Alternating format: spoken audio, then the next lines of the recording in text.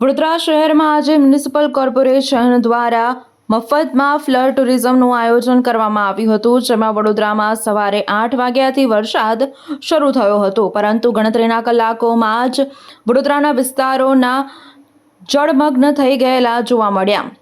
ફક્ત 4-5 કલાકના જ વરસાદ પછી વરસાદ થોડો હળવો થયો હતો। જો વરસાદ 2 થી 3 દિવસ રહેશે તો આ વડોદરાનો માલિક માત્ર ભગવાન રહેશે, કારણ કે કોરોનામાં જેમ સરકારે નાગરિકોને તેમના હાલ પર છોડ્યા હતા, તેમ વીએમસી વડોદરાના શહેરીજનોને તેમના હાલ પર છોડવા લાગ્યા છે।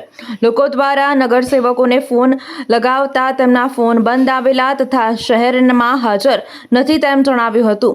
વડોદરામાં વીએમસીએ જણાવ્યું હતું કે વડોદરામાં પ્રી મોન્સૂન કામગીરી 100% પૂર્ણ થયેલ છે, તો માત્ર 4-5 કલાકના સાદી વરસાદમાં વડોદરાના આ હાલ શા માટે?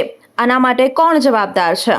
હવે લોકોએ કોર્પોરેટરોને કે પ્રશાસનના ચક્કરમાં રહેવું ના જોઈએ, કારણ કે તે ફક્ત વોટ લેવા જ તમારા વિસ્તારમાં આવશે।